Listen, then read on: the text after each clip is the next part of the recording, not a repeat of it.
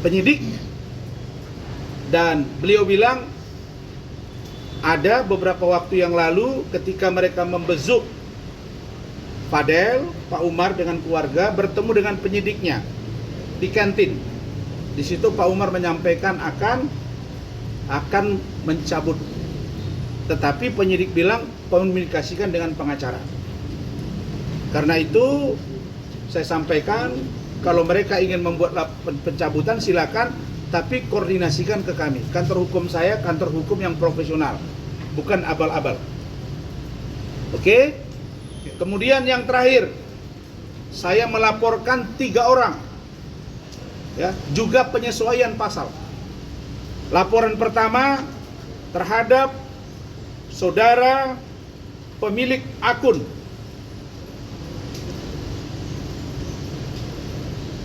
TikTok Adnan Buyung Lubis, 3. Kemudian saudara Hadi Sujandra, ini seorang lawyer di Kota Padang Sidimpuan, Sumatera Utara, dan saudari Ernida SAG, seorang PNS. Yang terakhir lupa saya, Fadel sudah saya tanya tadi ke Kasubnid. Mereka mengatakan Fadel baik-baik saja, dan untuk P21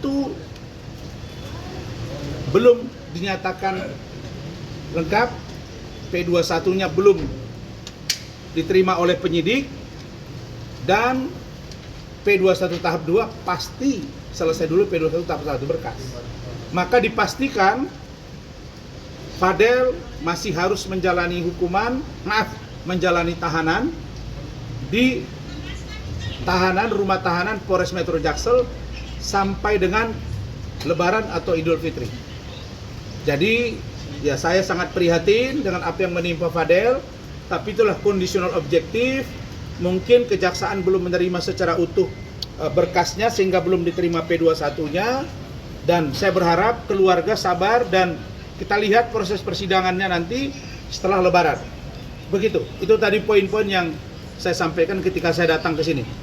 Bang, mungkin terkait dari rencana pencabutan dari Pak Umar sendiri, apakah sebelumnya memang sudah diobrolkan ke Abang atau memang sudah dari pihak mereka? Setelah mereka ngomong di sini, saya lihat di media, saya WA Martin itu sudah, ya Om, koordinasikan ke Om, ya, itu jawabannya. Tadi saya pastikan, kan saya orangnya berjalan pakai langkah-langkah, tanya, ada disampaikan tapi belum ditindaklanjuti. Mungkin setelah Lebaran. Kalau itu silakan, saya akan dampingi dan tim saya akan mendampingi pencabutan, silakan. Tapi bukan perdamaian. Kalau perdamaian 2 pihak, kalau pencabutan sepihak. Nah, bagi saya itu terserah kepada Pak Umar, tapi koordinasikan ke kami. Tapi alasan dari Pak Umar sendiri ingin mencabut? Katanya tidak ingin lagi terlalu banyak konflik. Ya, itu boleh saja dong. Mungkin merasa dia kalau dipanggil capek, kalau ini capek, ada saksi, kan gitu ya. Tapi kalau saya tidak, saya lanjutkan laporan saya.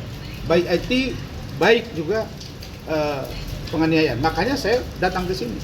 Bang, bisa dibilang kan awal mulanya Pak Umar sebelum melaporkan Niki juga, itu kan sempat menggebu-gebu. Kenapa sekarang makanya saya heran, tanya juga. Kalem ya Bang ya? Iya, sekarang kelihatannya kalem. Di sini kalau kalian lihat Fadil menggebu-gebu, Martin menggebu-gebu, Bintang menggebu-gebu, Pak Umar apa lagi? Saya capek itu menenang-nenangkan mereka. Karena kita takut waktu itu terjadi kekerasan. Nah, sekarang ada ruang untuk melaporkan Loli aborsi, justru tidak dilakukan. Ya udah, tafsirkan sendiri. Tapi bagi saya, kalau ada yang disembunyikan di luar perbuatan yang dituduhkan, yang sekarang ditersangkakan kepada Fadil, terhadap keluarga dan keluarga ini berbohong, kami akan ambil tindakan hukum. Oke.